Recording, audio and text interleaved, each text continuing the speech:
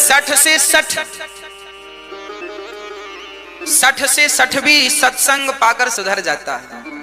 60 सुधरे ही सत्संगत पाई। ये 60 क्या है? जो व्यक्ति चोरी करता है, उस चोर से कहो क्यों चोरी करने से क्या होगा जानते हो? वो कहता है नहीं जानते। तो जो व्यक्ति चोरी करता है और चोरी करने का फल क्या है, उसे कौन सा नरक मिलेगा, उसका दंड क्या, वो नहीं जानता। मतलब जो अज्ञानी है उसे 60 कहते हैं। मैं झूठ बोल रहा हूं पर मुझे पता ही नहीं कि झूठ बोलने का फल क्या है ना। जो व्यक्ति भोला है, भोला भाला, चोरी कर रहा है, उसे पता ही नहीं कि चोरी करने से क्या होता, इसे 60 कहते हैं। ऐसे लोगों को यदि सत्संग मिल जाए, एक बार इसकी चर्चा मुझे याद आ गई, जरा सुनिएगा। एक गुरुजी कथा में सुना रहे थे कि भगवान श्री कृष्ण जब गैया चराने गए तो मां यशोदा ने कान में, एक चोर एक दिन कथा सुनने आया, आज उसे कुछ मिला नहीं तो उसको लगा चलो आज कथा ही सुन लें। गांव में गुरुजी आए थे और कथा सुना रहे थे, तो गुरुजी ने कथा सुनाई। तो कथा में भगवान की गैया चराने की लीला का गुरुजी वर्णन कर रहे थे। गुरुजी ने कहा आज मां ने भगवान श्याम सुंदर के गले में हीरे मोती के माला पहनाए 10, कान में बढ़िया मोती हीरे के कुंडल पहनाए और यहाँ सोने का बाजूबंद, गले में सोने के हाथ में बड़े बड़े कड़े और बढ़िया बढ़िया 1-1 करोड़ रुपए की कीमत का हीरा यहाँ पहनाया उंगलियों में। और आज भगवान गैया चराने गए ऐसा श्रृंगार करके। चोर बोला राम राम राम राम राम, ये कौन बालक है, इतना महंगा। उस चोर को लगा इसे लूट लेने से फिर किसी को लूटने की जरूरत, एक बार में माला माल हो जाऊंगा। जब कथा पूरी हुई तो गुरुजी से पूछा, गुरुजी आज आपने जिस बालक के बारे में बताया उसका पता कहाँ है, हमें पता दो। अच्छा, गुरुजी को नहीं पता था कि ये चोर है। उसने कहा गुरुजी पता लिखवाओ। तो गुरुजी ने बोल दिया कि भाई ये तो वृंदावन की लीला है, वृंदावन जाना, वहां के जंगलों में वहां ठाकुर जी गैया चराते थे। उसने लिख लिया। अब उसने पकड़ी ट्रेन, आया वृंदावन, पूछा कि भैया ये यशोदा का बेटा गैया चराने किस तरफ जाता है? ये बिल्कुल सत्य घटना है, ये घटना घटी है, इसलिए मुझे आज स्मरण आ गई। तो वो चोर वृंदावन आया और वो गैया किस तरफ चराने जाते हैं, तो लोगों को क्या लगा कि ये पूछ रहा है कि भगवान ने गैया कहां चराई। तो लोगों ने बता दिया भाई ये जंगल है, यहां भगवान गैया चराने जाते थे। तो उसने किसी से पूछा क्यों, आज भी आएंगे क्या गैया चराने? तो वो भी भगत आदमी था, बोला हाँ भगवान की तो लीला नित्य है, वो तो रोज आते हैं गैया चरा, जैसे रास रचाने निधि वन में आते हैं ऐसे गैया चराने। चोर बोला क्या आप बता सकते हैं कहाँ? बोले हाँ यमुना के तट पे ही रहेंगे। अब चोर गया चुपचाप यमुना के तट पर बैठा रहा और गुरुजी ने कहा था कि उसका रंग सांवला है, घुंघराले से बाल होंगे, आंखें बड़ी कजरीली सी हैं, गला सुंदर है, गाल बड़े सुंदर हैं और बड़ा अद्भुत दर्शन है। अब वो पेड़ पर बैठ गया, देखा गैया चराने वाला तो आया नहीं, कब आएगा कब आएगा कब आएगा। वो वही ध्यान में डूब गया, वही ध्यान में कि उनकी आंखें बड़ी सुंदर है, गाल बड़े सुंदर है, घुंघराले से बाल हैं। बस यही वो दिन भर चिंतन चलता रहा। अब जो बालक वो देखा उसमें उसे कृष्ण का दर्शन होने लग गया। कभी वो इस जंगल में जाए, आज इसमें नहीं आए तो इसमें आएंगे। पूरे जंगल 4 दिन हो गए, ना उसने भोजन किया ना पानी की फिक्र, यमुना का थोड़ा पानी पी ले और बस प्यासा भूखा जंगल जंगल घूमे इस इंतजार से कि कृष्ण आएंगे और हम उन्हें लूटेंगे। अब देखिए भक्ति तो भक्ति है ना, भगवान का चिंतन तो भगवान का ही चिंतन है ना। तो वो चोर जब 4 दिन हो गए और बस भूख से बस अब उसका चला नहीं जाता, हाथ पांव नहीं चल रहे हैं, ज्यादा चल नहीं सकता, एक पेड़ पर चढ़ गया और उसने संकल्प ले लिया कि श्याम सुंदर यदि नहीं आए तो मैं मर जाऊंगा, परंतु अब मैं यहां से जाऊंगा नहीं। जब भक्त की जिद भगवान ने देखी तो जैसा जैसा गुरुजी ने बताया था कि 10 माला, तो भगवान ने 10 माला पहनी। कान में मोती हीरा तो कान में हीरा मोती पहने, घुंघराले, जो छवि उसके मन में बसी थी वही रूप भगवान ने बनाया। और वेश कीमती सोना चांदी और हीरे की अंगूठियां पहन के भगवान सचमुच गैया चराने जंगल चले गए। उसका प्राण निकलने वाला था, प्राण जाने वाले थे, तब उसने देखा कोई गैया चराने आ रहा है, उतर गया, चुपचाप खड़ा हो गया और देखा वही बालक था। तुरंत पास में गया, चारों तरफ देखा कोई नहीं, उसको लगा इसे लूटना तो बहुत आसान है। उसने तुरंत लाठी टेक के बोला, चोर ने, सुनो 4 दिन तुम कहां गए गैया चराने? भगवान बोले, भैया हम तो यहीं गए थे गैया चराने, इस तरफ। अच्छा इस तरफ गए थे, पर हम तो इस तरफ चले गए थे। हाँ, फिर कल कहां गए थे? बोले कल हम इस तरफ। चोर ने कहा फिर हम इस तरफ चले गए थे। चोर ने कहा, सुनो तुम्हारी मैया कहाँ है? हमारी मैया तो घर पे है। बाबा घर पे है, मित्र सब गांव, तुम अकेले हो? हाँ हाँ हम अकेले हैं। तो सुनो चलो अपने सारे माला उतारो। क्यों? भगवान बोले क्यों माला उतारे अपने? हम चोर हैं, चोर, तुम्हें लूटने आए हैं। अच्छा हमें लूट लोगे? हाँ हाँ हम लूट लेंगे तुम्हें। भगवान ने अपने सारे माले उतार दिए। और क्या? बोले अंगूठी उतारो। भगवान ने अंगूठी उतार दी। कान की उतारो। भगवान ने कान की उतार दी। और जब कान के, हाथ के सब श्रृंगार ठाकुर जी ने उतारा, उसके बाद उसकी झोली भर गई सोना चांदी हीरा मोती से। तब भगवान ने उसकी तरफ देखा और देखकर मुस्कुरा दिया। और ज्यों भगवान मुस्कुराए तो उसके हाथ से सोना चांदी हीरे मोती की झोली नीचे गिर गई। और वो श्याम सुंदर की मुस्कान को देखकर कितना आनंदित हुआ, चरणों में गिर पड़ा, हे नाथ कौन है आप? मैंने आज तक इतनी सुंदर मुस्कान नहीं देखी। सोना इतना पाया जिसके लिए मैं 4 दिन भूखा प्यासा रहा, उस संपत्ति को पाकर भी मुझे इतना सुकून नहीं मिला जितनी सुकून आपकी मुस्कान ने मुझे दे दिया। नाथ आप कौन है? तब भगवान ने प्रकट होकर दर्शन दिया, मैं वह परमात्मा हूं जिसके लिए बड़े योगी जन तपस्या करते हैं। तो प्रभु आपने मुझे सहज में दर्शन दे दिया। भगवान ने कहा, यह सहजता नहीं है, तुमने मुझ पर विश्वास कर लिया। तुम्हें यह विश्वास हो गया कि मैं गैया चराने रोज आता हूं। जब भक्त को मुझ पर विश्वास हो जाता है तो मैं तुरंत उसके सामने प्रकट हो जाता हूं। व्यक्ति के अंदर विश्वास नहीं है, इसलिए मैं प्रकट नहीं होता। जब तक भगवान आए तब तक आपका विश्वास। अब बताओ 3 दिन में ही वो भाग के चला जाता तो भगवान कैसे मिलते? 4 दिन तक खड़ा रहा तब भगवान मिले। तो आपको भी इंतजार करना पड़ेगा, वो भी विश्वास के साथ। मंत्र जाप मम दृढ़ विश्वास। तो भगवान ने उसे दर्शन दिया। यही गोस्वामी जी ने लिखा है, देखो इन्हें कहते हैं सठ। वो था तो चोर, पर कथा एक बार सुनी तो सुधर गया। तो जो एक बार में सुधर जाएं और सदा के लिए बुराइयों से हट जाएं, उन्हें सठ कहते हैं। जैसे पारस पत्थर का स्पर्श होते ही लोहा सदा सदा के लिए सोना बन जाता है, ऐसे गलत मार्ग पर चलने वाला सत्संग पाकर एक बार में ही जो सही मार्ग पर आ जाए उसे सठ कहते हैं। और सठ सुधरे ही सत्संगति पाई, ये सुधर सकते हैं। ऐसे सठ के बारे में गोस्वामी जी लिख रहे हैं। और अब गोस्वामी जी खलों की वंदना करते हैं। खल जानते हैं किसे कहते हैं? मैया, ओ मैया। खल किसे कहते हैं? खल को 2 अक्षर अलग अलग करो, खा और ला। खा मतलब खाए और ला मतलब लड़े।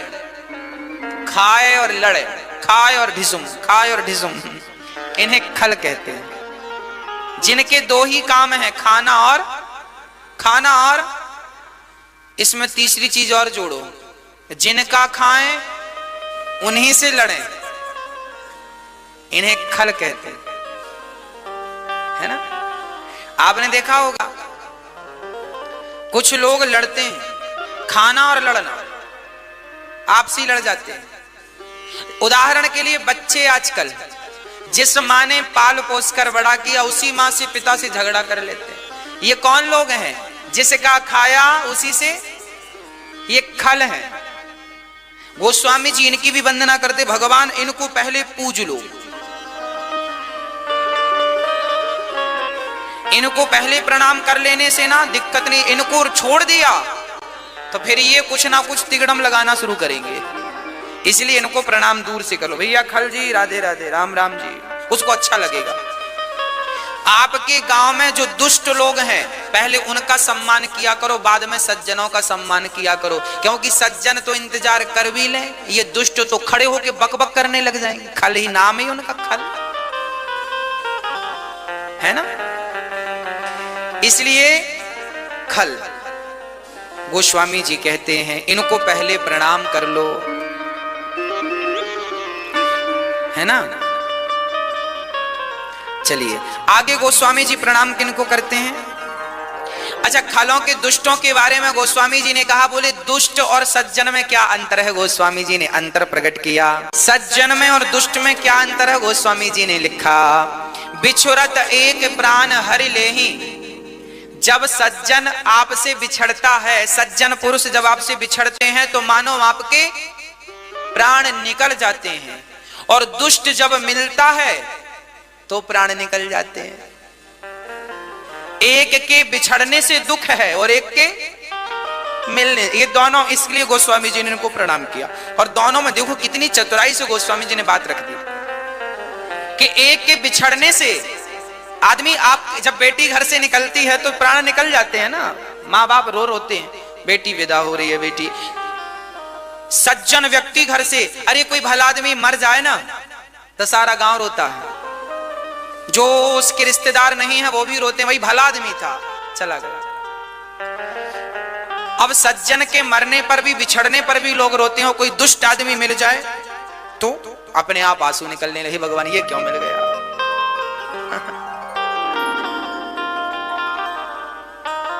जो आपसे हर बार पैसा मांगता हो, है ना, भाई हमें 1000 रुपए दे दो। एक गांव में एक आदमी था, वो सबसे पैसा मांगता था, जिसके घर जाए चाय पिए, भैया हमें जरा 50 रुपए की जरूरत है। कब दोगे, अरे कल।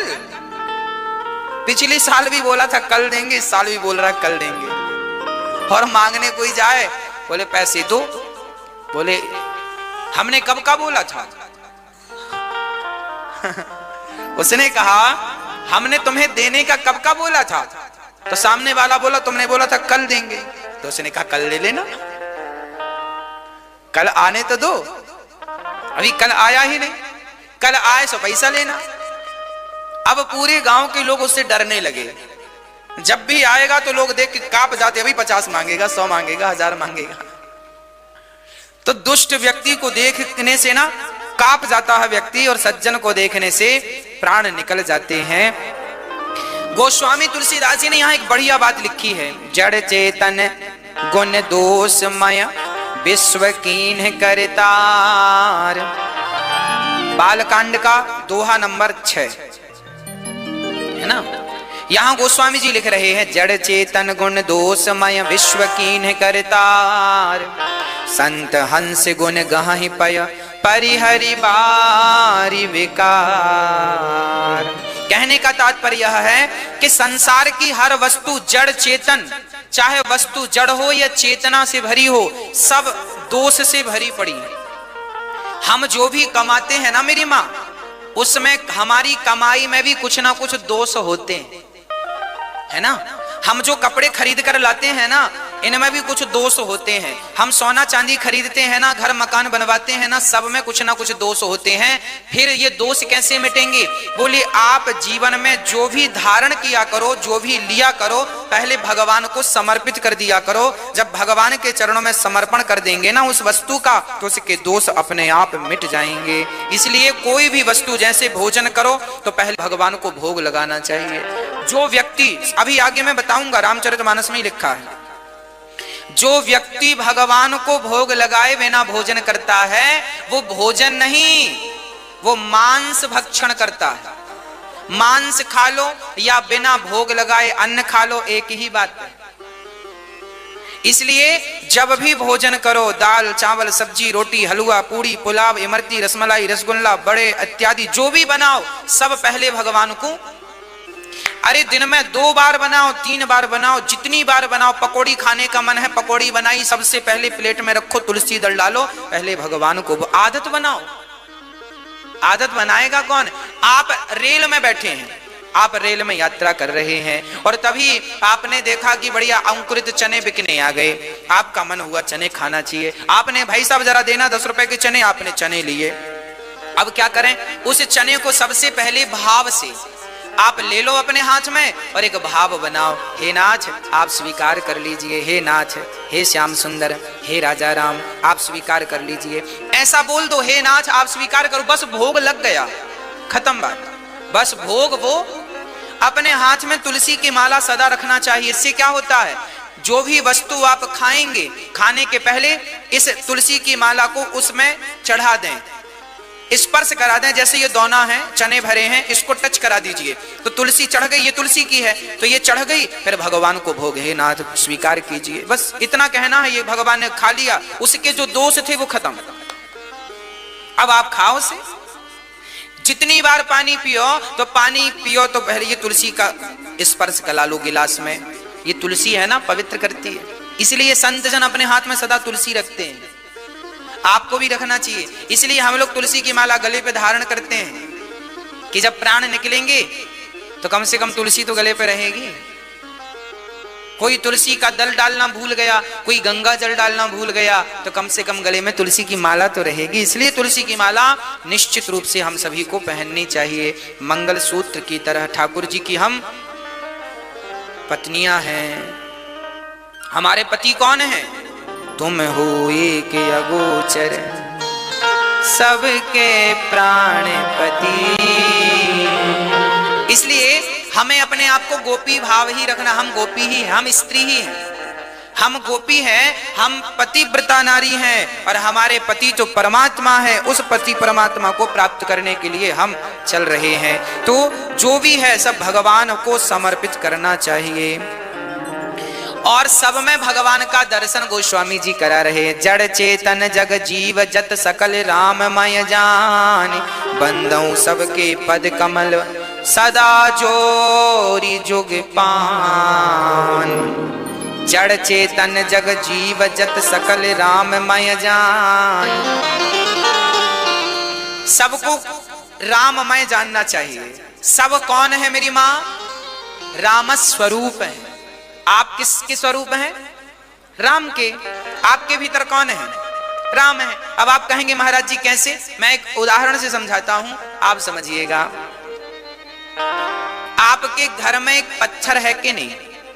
चलो, पुराने जमाने में ना जो घर होते थे ना, उन घरों में जो दरवाजे होते थे, उन दरवाजों को किनारे पे खड़ा करने के लिए, क्योंकि बार बार वो लुढ़क जाते थे, तो लोग पत्थर रखा करते थे किनारे। गांव में हमने हमारे घर पे भी था, इसलिए अपने को याद है। आपके घर में पता नहीं था कि नहीं। पुराने जमाने के जो घर थे ना, उनके दरवाजा बार बार लुढ़क जाते थे, तो एक पत्थर लोग रखा करते थे। वो आज की तरह वो सिस्टम नहीं आता था ना कि आने लगा तो पत्थर रख। चलिए मैं तो आपको कुछ और समझाऊं। आपके घर में जो पत्थर है, अच्छा उस पत्थर को पांव से ही हटाते थे, पांव से हटाते थे, दरवाजा लगाते थे, फिर दरवाजा खोल के पांव से वहां अड़ा देते थे, लगा देते थे। आप समझ रहे हैं मेरी बातों को? चलो बातों को ना समझो, भावनाओं को तो समझो, है ना? तो अच्छा, वो पत्थर में हमेशा कोई हाथ नहीं लगाता था, सदा उसको पांव से लतियाते थे। पांव से आगे कर दिया, फिर पांव से ठीक कर दिया।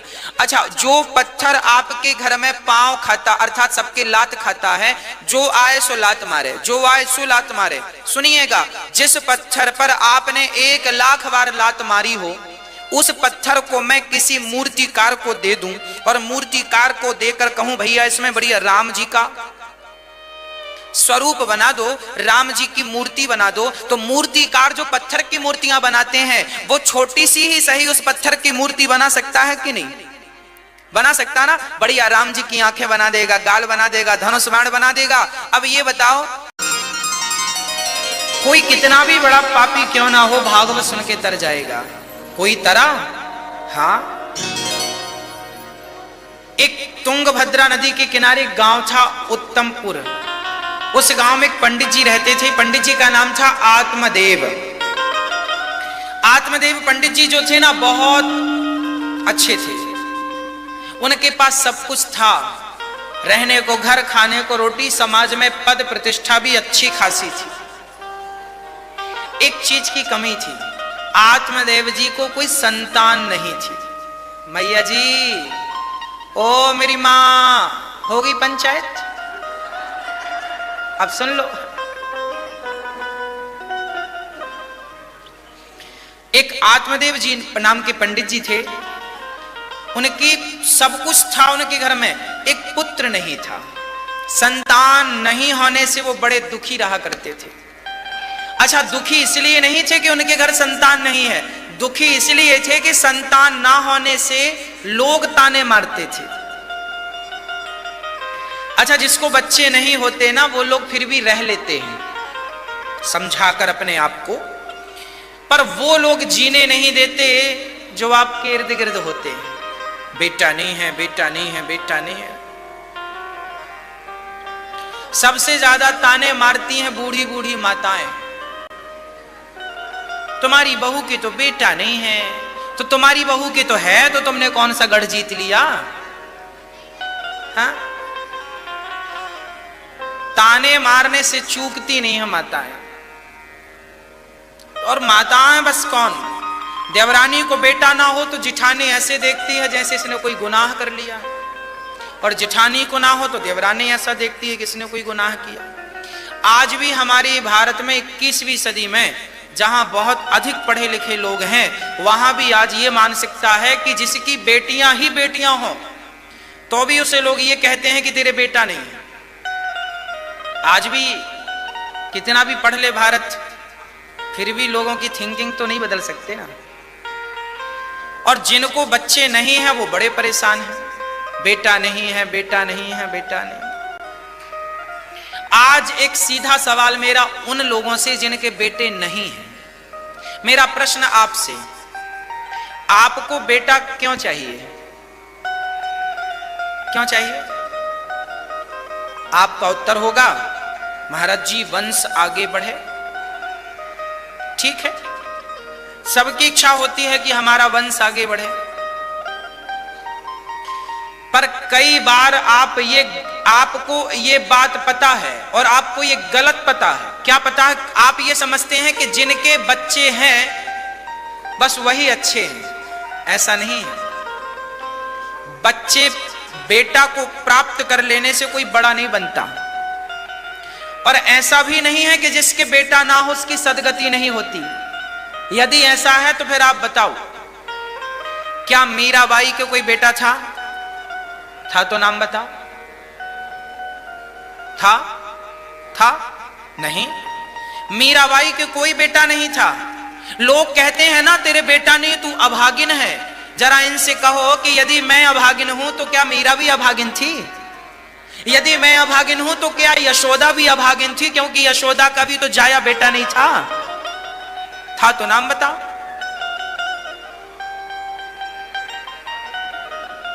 यदि आपने किसी एक को गाली दे दी कि तेरे बेटा नहीं है, तू अभागिन है, तो ये समझना कि आपने यशोदा मां को भी गाली दे दी और मीराबाई को भी गाली दे दी। आपने उन लोगों को गाली दे दी जिनका नाम भगवान के नाम से जुड़ा है। अरे बेटा बेटी तो संसार में बंधन का कारण है, आप क्यों उलझना चाहते हैं? जिनके बेटे हैं, आज ही एक मां मेरे पास रो रही थी, महाराज जी मेरे 2 बेटे हैं, गिलास भर पानी नहीं देते। वो मैया यहां आई और अब यहां बहुत आनंद से रहती है इस बेटे के पास। 2 बेटे हैं। एक बार एक पिताजी आए, उनके 8 बेटे थे। 8 बेटे थे और वो दादाजी भागकर यहां आए, बोले 8 बच्चे हैं पर गिलास भर पानी की उम्मीद किसी से नहीं है, ना ठीक से बात करते हैं कोई, ना गिलास भर पानी की उम्मीद है। तो आपको बेटे क्यों चाहिए? जिनके हैं जरा उनका हाल तो पूछो कि बुढ़ापे में जो बच्चे माँ बाप की बुढ़ापे में सेवा करते हैं, उन बच्चों को मैं प्रणाम करता हूं, और जो नहीं करते उनसे प्रार्थना करता हूं कि मां सबसे बड़ी दौलत है, इसे घर से ना निकालो। जिनके बेटे होते हैं वो क्यों उनके बेटे होते हैं और जिनके बेटे नहीं होते क्यों नहीं होते, इसका एक बहुत बड़ा कारण है। क्या भाई? कहते हैं बच्चे हमेशा माँ बाप का कर्जा उतारने आते हैं, हाँ या ना? बच्चे किसका कर्जा उतारते हैं? बोलो। माँ बाप का। तो जिसके सिर पर कर्जा था उनके बच्चे आ गए, जिनके सिर पर कोई कर्जा था ही नहीं उनके बच्चे नहीं हुए। अब आपके सिर पर कोई कर्जा नहीं था, भगवान ने भेज दिया जाओ संसार में जरा आनंद लेकर आओ, बच्चे बच्चे के उलझन में मत पड़ जाना, नहीं तो बड़ी दुर्गति होती है। कई बार एक आदमी मर रहा था, महाराज जी हमारे बेटे को बुला दो, बेटे को बेटा आया, अरे तू आ गया, छोटा वाला कहाँ है? छोटा आया, अरे बोले मझला वाला कहाँ है? बेटा बेटा करते प्राण निकल गए। तो बेटे इस काम पे भी आते हैं। हाँ, तो आप ये चक्कर में ना पड़िए, भगवान बेटा दें तो रखो और नहीं दें तो रोइए मत कि बेटा नहीं है। बहुत हैं जिनके बेटा नहीं है, मीराबाई के बेटा नहीं है। अरे भाई तुम 10 और 20 भी बच्चे पालो तो तुम्हारी जय जयकार नहीं होगी, पर भगवान को पालोगे तो अनादि काल तक आपकी जय जयकार होती रहेगी। मीरा के बेटा नहीं था, आज तक लोग जानते हैं कि नहीं? और आपके पड़ोसन के 4 बच्चे हैं, कौन जानता? तो जरूरी नहीं है कि बेटा होगा तो लोग जानेंगे। अरे भाई बेटा तो इसलिए लोग करते हैं ताकि पड़ोसियों का, घर वालों का मुंह बंद हो जाए कि फलाने के बेटा नहीं, इसलिए लोग कहते चलो हो जाए तो लोगों का मुंह बंद होगा, नहीं तो ये बार बार बोलते रहेंगे बेटा नहीं है, बेटा नहीं है, बेटा। अरे भाई लोगों का काम बोलना ही है, आप बोलने दीजिए, आप उनके चक्कर में पड़ के अपना आनंद मत बिगाड़िए। नहीं है मतलब क्या? नहीं है मतलब भगवान की कोई ना कोई कृपा है बेटा तो भी कृपा, और नहीं है तो विशेष कृपा, कोई दिक्कत नहीं है। आप नेगेटिव मत सोचिए, पॉजिटिव सोचिए। बेटा कर्जा जिनके सिर पर था उनके बेटे हैं, जिनके सिर पर कर्जा नहीं था उनके कोई बेटे नहीं है। आप खत्म बात। अब आप आनंद से जियो, बेटे के चक्कर में मत पड़ो। दे दें भगवान तो अच्छा, नहीं दे तो भी अच्छा, धन्यवाद भगवान का। सीधी बात यह है कि यहां बच्चे पैदा करने नहीं आए, यहां तो भगवत प्राप्ति करने, बिहारी जी को पाने आए हैं, सो पालो। और नहीं पाए और तुमने 4 बच्चे भी पालिए तो कोई अर्थ नहीं है उसका। हाँ मैया जी, बहुत बच्चे हैं ना लोगों के। बेटों से आज तक किसी की सदगति हुई हो तो बताओ। एक आदमी बोला महाराज जी हमारा नाम रोशन कौन करेगा? हमने कहा पागल, तुम्हारा नाम रोशन बच्चा क्यों करे, तुम खुद कर लो अपना नाम रोशन। झांसी की रानी के बच्चे ने थोड़ी उसका नाम रोशन किया था, स्वामी विवेकानंद जी के बच्चे ने थोड़ी उनका नाम रोशन किया था, खुद। तुम्हें भी तो जिंदगी मिली है, अपना कुछ रोशन कर जाओ ना, खुद से कर लो ना। क्यों बच्चों के मुंह ताको कि हमारा बच्चा अच्छा करेगा तो हमारा नाम होगा? अगर निर्भर बनोगे, दूसरों पर गिड़गिड़ाओगे तो अपना मान भी, सम्मान भी, सब कुछ गवाओगे। आपको जरूरी नहीं है कि आप किसी पे निर्भर हों। और आप ये गलतफहमी निकाल दो कि बच्चे होंगे तो आपकी सदगति होगी ना। आप ऐसा कर्म करके जाओ कि आपके बच्चे आपका पिंडदान करें ना करें तो भी आपकी सदगति हो जाए। बच्चों के भरोसे सदगति, आप बैठे हैं सदगति बच्चों के भरोसे है, ये तो गलत बात है। आप अपनी सदगति का रास्ता खुद क्यों नहीं प्रशस्त कर लेते? आप अपनी सदगति स्वयं क्यों नहीं सुनिश्चित कर लेते? क्या भरोसा कि बच्चे कल आपका पिंडदान करेंगे? क्या भरोसा कि कल आपके बच्चे दिन 13 बरसी करेंगे? क्या भरोसा? करेंगे इसकी कोई गारंटी ले सकता है? आजकल बच्चे बाप का और माँ का 13 करते हैं ना, तो बड़ा भाई कहता तू कर ले खर्चा, छोटा कहता तू कर ले खर्चा। बाप की दिन 13 करने में भी बच्चे मतलब भाई भाई मुंह ताकते हैं, तू कर ले, तू कर ले। हाँ या ना? हाँ या ना? जिनके लिए माँ बाप करोड़ों की दौलत छोड़ के गए हैं, वो बच्चे भी माँ बाप की दिन और 13 करने में सोचते हैं कि तू कर ले, आधा तू खर्च कर ले, आधा मैं। बड़ा बोलता तेरे पास थे, तू खर्च, मैं क्यों खर्च करूं, ऐसा बोलता। तो ये जमाना स्वार्थी है, आप चक्कर में ना उलझिए। अपनी सदगति का रास्ता खुद सुनिश्चित कर लो। कल बच्चे करें ना करें, आपके तो बच्चे साइंस पढ़ने वाले हैं, कल को कह दें हम 13 दिन 13 मानते ही नहीं तो क्या कर लोगे? तुमने पैदा किया था कि दिन 13 करेंगे, पिंडदान करेंगे, और बच्चे कहते हम तो बिलीव ही नहीं करते। खत्म बात। तो काय के लिए बच्चे पैदा किए? बच्चे पैदा करना तो सब जानते हैं, कुत्ता बिल्ली से लेके 84 लाख योनियां है ना, मच्छर भी बच्चे पैदा करते हैं। चींटी भी मत बच्चे पैदा करती है और तुम भी बच्चे पैदा कर रहे हो, तो उनमें और तुम में अंतर क्या है? हम मनुष्य बच्चे पैदा करने के लिए नहीं है, हम तो आत्म कल्याण के लिए है, अपना कल्याण करना। हाँ, संतति हो गई तो ठीक है, नहीं भाई तो रोने मत बैठो कि नहीं भाई। जो दिया तेरे फूलों से भी प्यार, तेरे कांटों से भी प्यार। आत्मदेव जी को संतान नहीं थी, पड़ोसियों ने ताने मारा, आत्मदेव जी घर छोड़ के चले गए। आत्मदेव जी जंगल में मरने लगे। संतों ने उपदेश किया, चिंता ना करो, बच्चा होगा। संत जी का फल पाया, कृपा प्रसाद पाया, पत्नी को दिया, पत्नी ने खाया नहीं, गाय को खिला दिया, तो गाय को बच्चा हो गया। और अपने पेट में झूठ मूठ का कपड़ा बांध के घूमती के मैं गर्भवती हूं। बहन का बेटा पैसों से खरीद लिया, नाम रखा धुंधकारी। गाय को बच्चा हुआ, नाम रखा गौकर्ण। धुंधकारी इतना दुष्ट बना कि पिता को लाठियों से मारता है। लिखा है भागवत जी में, जिन बच्चों के लिए तुम रोते हो यही बच्चे बड़े हो के क्या दुर्गति करते हैं माँ बाप की। आजकल के बच्चे, सारे नहीं पर बहुत सारे बच्चे अपने माँ बाप को परेशान करते हैं, और जिनके लिए आप रोते रहे। आत्मदेव जी के बेटे धुंधकारी ने मार लगाई गांव के बीच में खड़ा करके।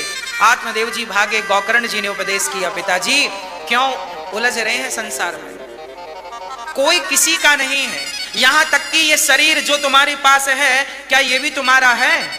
जब मरोगे ना तो ये शरीर भी यहीं साथ छोड़ देता, चमड़ी मोमबत्ती की तरह जल जाती है, पिघल जाती है, हड्डियां लकड़ी की तरह जल जाती हैं, पत्नी द्वार तक साथ देती है, परिवार वाले शमशान तक साथ देते हैं, शरीर चिता तक साथ देता है। आगे की यात्रा खुद को करना पड़ेगा, ना बेटी ना बेटा ना पत्नी ना पति, कोई नहीं। अंधेरी रात है, जाओ अकेले, जाओ। जैसी करनी, जैसा किया है, तुम्हारा किया हुआ अच्छा बुरा कर्म ही तुम्हारा संगी साथी है। तुम्हारे 20 और 50 बच्चे भी हो जाएं तो एक भी तुम्हारा संगी साथी नहीं बन सकता। इसलिए बेटों को संगी साथी मत मानो, अपने अच्छे बुरे कर्म को संगी साथी मानो। तो बुरे कर्मों का त्याग करके अच्छे कर्मों में लग जाओ, यही अच्छे कर्म तुम्हारे संगी और साथी हैं जो तुम्हारा साथ देंगे। धर्मानु गो गच्छति जीव एकः। हाँ, आत्मदेव जी चले गए। धुंधकारी 5 वैश्याओं को घर में ले आया, अपनी माँ को मारा, पिता को मारा और घर में लाके रखा। ये शरीर भी साथ छोड़ देता है, ये शरीर भी हमारा नहीं हो सका। बुढ़ापे में हाथ काम नहीं करता, बुढ़ापे में आंख काम नहीं करती, बुढ़ापे में लीवर काम नहीं करते, बुढ़ापे में घुटने काम नहीं करते। अरे तुम्हारा शरीर जब तुम्हारा साथ ना दे सका तो तुम्हारे बच्चे तुम्हारा साथ देंगे? तुम्हारा शरीर, अपना शरीर तुम्हारा साथ नहीं दे सका तो जमाने से तुमने उम्मीद जो कर रखी है, ये उम्मीद ही गलत है। भगवान करे आपके बच्चे आपकी सेवा करें, पर उम्मीद मत रखो कि सेवा करेंगे। सेल्फ बनो ना। आप पहले ही से थिंकिंग बना के चलते हैं, बच्चे पैदा ही इसलिए किए हैं कि बुढ़ापे में सेवा करेंगे। अरे भगवान काय को खटिया पकड़ाए आपको? भगवान चलते फिरते उठा ले, ये प्रार्थना करो ना भगवान से। अच्छे कर्म करोगे तो कभी निर्भर नहीं बनोगे किसी पर। जब आप किसी का हाथ थामते हैं तो आपका हाथ थामने वाले भी लोग बहुत सारे मिलते हैं। जब आप किसी के पांव पकड़ के खींचते रहते हैं तो फिर आपके भी पांव पकड़ के खींचे जाते हैं। हाँ, इसलिए आत्मदेव जी ने गौकर्ण जी को ज्ञान दिया। गौकर्ण जी ने श्री आत्मदेव जी को ज्ञान दिया। पिताजी का कल्याण हुआ, मां कुएं में कूद के मर गई। 5 वैश्याओं को धुंधकारी ने रखा। 5 वैश्याओं ने गला दबा दिया, धुंधकारी मारा गया। फिर प्रेत बना, भागवत सुनाई गई तो प्रेत योनि से धुंधकारी मुक्त हुआ। ये भागवत प्रेत बाधा विनश्यति, प्रेत को भी मुक्त करने की सामर्थ्यता रखती है। आइए अब हम आपको भागवत जी की महिमा सुनाकर आरती की ओर ले जाएंगे। बाकी की कथा कल आपको श्रवण कराएंगे। श्री गौकर्ण जी जब भागवत सुनाए धुंधकारी को, दूसरी बार भागवत हुई, सभी लोग हृदय से लग गए और बड़े प्रेम से गौकर्ण जी ने भगवान का दर्शन करके धुंधकारी का उद्धार हुआ। गौकर्ण जी गले से लगे। जन्माद्यस्य यतोन्वयादि तरतश्चार्थे सुभिज्ञः स्वरार्तेने ब्रह्म हृदय आदि कवये मुह्यन्ति यत् सूरयः तेजो वारि मृदाम यथा विनिमयो यत्र त्रिसर्गो मृषा धाम्ना स्वेन सदा निरस्तकुहकं सत्यं परम धीमहि। कल की कथा आगे श्रवण करेंगे। आइए प्यारा सा बिहारी जी का दर्शन कर। आप सब चल सकते हैं पर आप चलना चाहते नहीं है ना। आप लोग अच्छा बताइए, दिन में कितना झूठ बोल लेते होंगे? बोलो मैया जी, ओ मैया, बताओ दिन में कितना झूठ बोल लेते होंगे आप लोग? 1 बार, 2 बार, 3 बार, 5 बार या बहुत बार? अच्छा, एक प्रश्न आप अपने आप से पूछिए, क्या आपको वहां पर झूठ बोलने की आवश्यकता थी जहां पर आपने झूठ बोला? एक बार विचार, आप ये प्रश्न क्वेश्चन अपने आप से कीजिए कि जहां आपने झूठ बोल दिया, क्या वहां पे बिना झूठ के भी काम चल सकता था क्या? याद रखना, जब झूठ बोलने का मौका आए ना तो आप साइलेंट हो जाना, चुप। कई बार चुप रहने से बड़े बड़े काम बन जाते हैं। जरूरी नहीं है कि आप बोलें, बोलो यदि पहले तुम तौलो फिर मुख को खोला करना, पुष्प नहीं बन सकते हो तो कांटे बनकर मत रहना। मेरी मां, पहले आप अपने आप से पूछिए कि आप झूठ बोलते हैं, क्या इसकी जरूरत है? जरूरत है? क्यों? आप झूठ किनसे बोलते हैं? किससे? अपने पति से, अपनी पत्नी से, अपने बच्चों से, अपने पड़ोसियों से या अपने ग्राहकों से?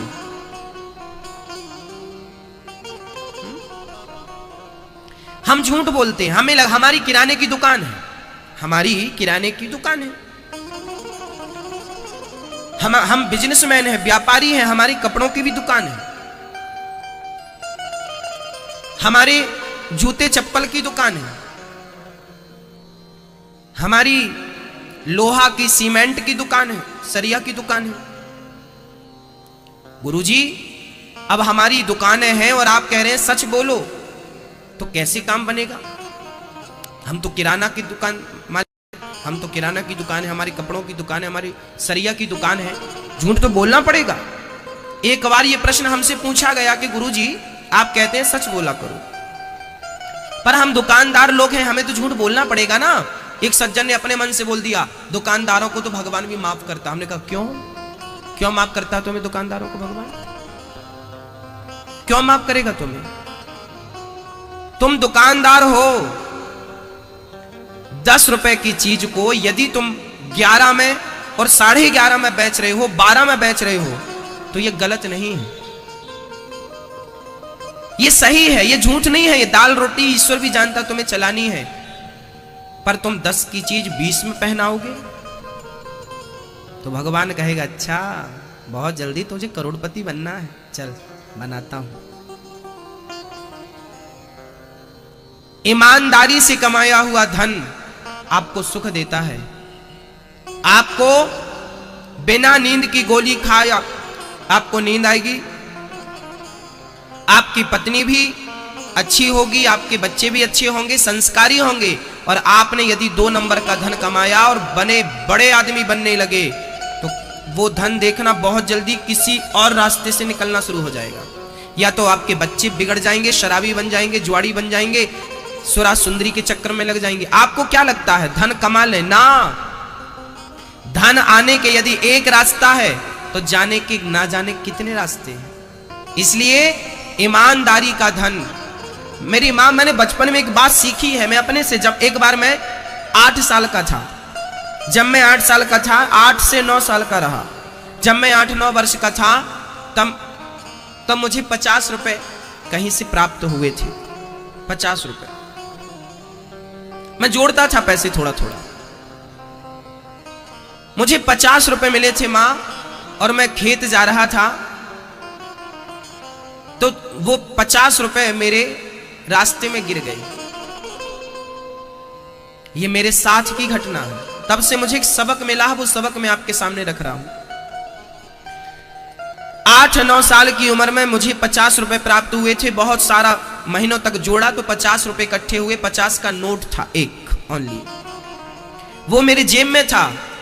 मैं खेत की तरफ जा रहा था, अचानक वो पैसा 50 रुपए गिर गया। मैं जाकर देखा, जेब में हाथ डाला तो जेब फटा था। चलो, जेब से गिर गया। बहुत ढूंढा, नहीं मिला। घर आ गया, रात हुई, सो गया। सुबह हुई, दोपहर हुई, शाम हुई, फिर मैं उसी रास्ते गया तो भक्तों जहां से ना जाने कितने लोग गुजर गए थे, कितने लोगों के गुजरने के बाद भी वो 50 रुपए लगता है मेरा इंतजार कर रहा था। जब मैं दूसरे दिन जाकर देखा तो वो 50 का नोट वहीं पड़ा था। बस उस दिन से मैंने सीखा कि तुम मेहनत का पैसा ना सड़क में फेंक देना। यदि तुम्हारी मेहनत का है ना तो कोई हाथ नहीं लगा सकता, और यदि गलत पैसा है तो तिजोरियों से निकाल के कोई ले जाएगा, आश्चर्य ना करना।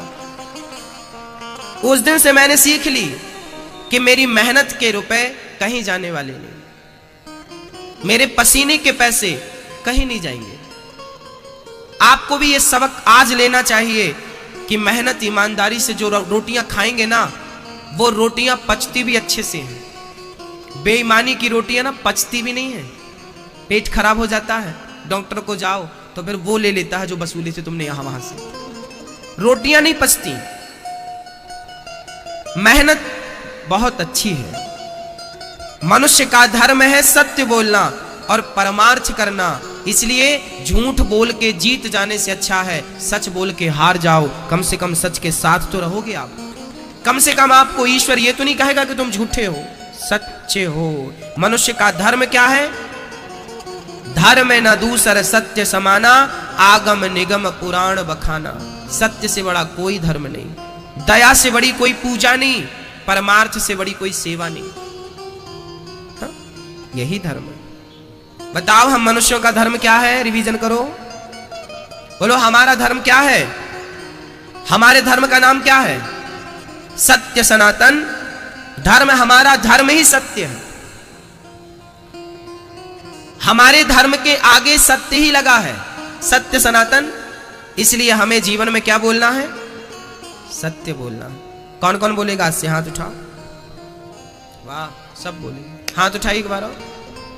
कभी झूठ नहीं बोलेंगे, बोलो एक बार, बोलो कभी भी झूठ नहीं बोलेंगे। जो कहूंगा सच कहूंगा, सच के सिवा कुछ नहीं कहूंगा। पत्नी से जो बोले सच बोले, पति से जो बोले सच बोले। बच्चों को भी सच की शिक्षा दें कि बेटा तुम्हें झूठ नहीं बोलना। शास्त्र बहुत हैं, शास्त्रों का सार क्या है? ये दूसरा प्रश्न है भागवत जी का। शास्त्रों का सार है केवल राम नाम, केवल राम नाम। सुख दीने सुख होते हैं, दुख दीने दुख होते। सुखदेव भगवान के जन्म की पावन चर्चा कल आपने सुनी थी। भगवान ने हम सबके लिए 24 अवतार धारण किए। कितने अवतार लिए भगवान ने? नारायण, नारद, हरि, कपिल देव, श्री राम, हंस, हयग्रीव, मोहिनी, दत्तात्रेय, नरसिंह, वामन, व्यास जी, ऋषभदेव, कौमार, यज्ञ पुरुष, धनवंतरी, बुद्ध, कल की अवतार, पृथु राजा, 12 पुनि, कृष्णचंद्र, परशुराम, मत्स्य, कमठ। ये 24 अवतार। 24 अवतार भगवान ने केवल इसलिए लिए कि भगवान कहते हैं शुद्ध सोना कितने कैरेट का होता है? 24 कैरेट का। भगवान ने भी 24 अवतार लेके अपनी शुद्धता का परिचय दे रहे हैं कि मैं कितना शुद्ध हूं। 24 अवतार, 24 कैरेट में सोना शुद्ध, तो 24 अवतारों में भी परमात्मा शुद्ध अवतार नारायण अवतार। वो नारायण, वो नरसिंह, वो राम, वही कृष्ण, वही राम, वही कृष्ण, वही नरसिंह, वही अनेक रूप रूपाया विष्णवे प्रभु विष्णवे। भगवान का एक रूप मालूम मेरी मां क्या है? भगवान का एक नाम है विश्व रूप। ये विश्व किसका रूप है? ये विश्व किसका रूप है? ये विश्व परमात्मा का रूप है।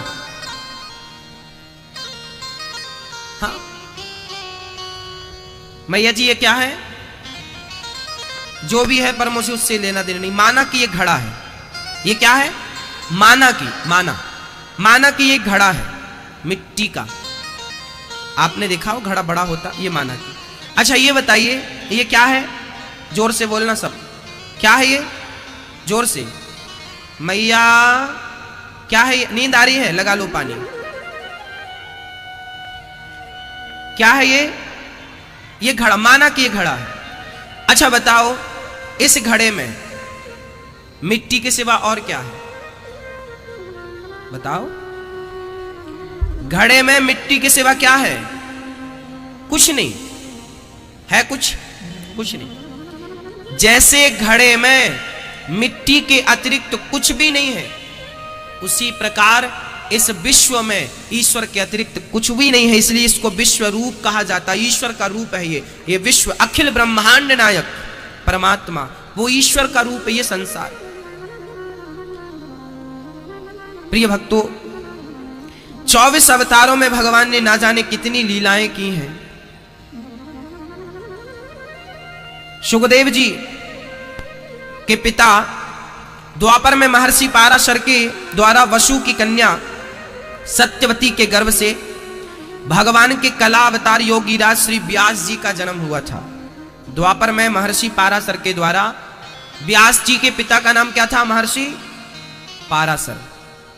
पाराशर के द्वारा वसु की कन्या, मत्स्यगंधा भी इसको कहते हैं, जल में नाव चला रही थी एक कन्या, बड़ी सुंदर थी।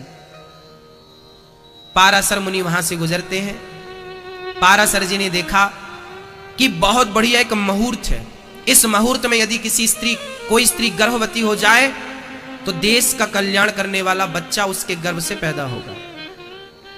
तो महर्षि पाराशर ने सत्यवती से कहा कि तुम स्त्री हो, मैं पुरुष हूं, और संयोग अच्छा बन रहा है, तुम्हारे गर्भ से बच्चा पैदा हो सकता है। सत्यवती बोली, प्रभु कि नदी के उस पार तो मेरे पिता बैठे हैं, वो सब देख रहे हैं, क्या मैं पिता के सामने क्या आपका आलिंगन कर सकती हूं? पाराशर बोले, तुम उसकी चिंता ना करो। तब पाराशर जी ने अपनी शक्ति से फॉग किया। फॉग अर्थात कोहरा, कोहरा होता ना सर्दियों में। पाराशर जी ने अपनी शक्ति से चारों तरफ कोहरा कर दिया, कुछ नजर नहीं आया, और उसी नाव में पाराशर जी ने सत्यवती को गर्भवती किया। और याद रखना, गर्भवती होते ही तुरंत सत्यवती के गर्भ से श्री वेद व्यास जी महाराज प्रकट हुए, और वही व्यास जी महाराज जिन्होंने वेदों का विस्तार किया। अब आप कहेंगे कि महाराज जी ऋषि मुनि ये ऐसा काम करते हैं ना? वो ऋषि थे, वो जानते थे कि इस मुहूर्त की क्या वैल्यू है। अब जो तुरंत कोहरा प्रकट कर सकता है, क्या वो साधारण रहा होगा? जिसकी सामर्थ्यता कोहरा बनाने की थी, वो साधारण रहे होंगे? और मत्स्यगंधा ने एक वरदान मांगा, क्योंकि ये मछली के गर्भ से पैदा हुई थी तो इनके शरीर में मछली सी स्मेल बनी रहती थी। तो मत्स्यगंधा ने वरदान मांगा कि अब मुझे एक वरदान दीजिए। पाराशर मुनि ने कहा, बोलो तुम्हें क्या वरदान चाहिए? तब मत्स्यगंधा ने कहा कि मेरे शरीर में जो स्मेल मछली की आती है वो दूर हो जाए। उसी क्षण पाराशर मुनि, देखिए संत का प्रभाव क्या था। पाराशर ने कहा, ठीक है, अब तेरे शरीर से दिव्य सुगंध निकलनी शुरू हो जाएगी। उसी क्षण वो मत्स्यगंधा सत्यवती नाम की कन्या से ख्याति पाती है और उसके शरीर से दिव्य सुगंध निकलती है। हाँ, उसी सत्यवती से आगे चलकर शांतनु जी ने विवाह किया था।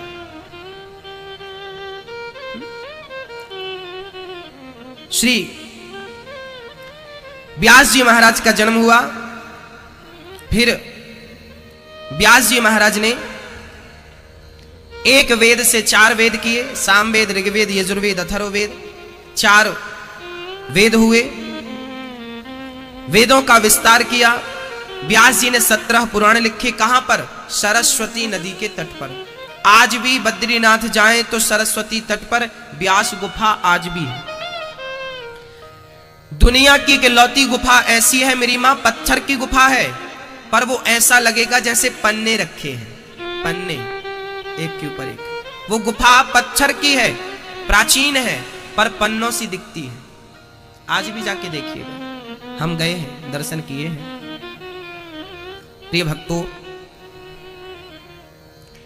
श्री व्यास जी महाराज ने 17 पुराण लिखे हैं।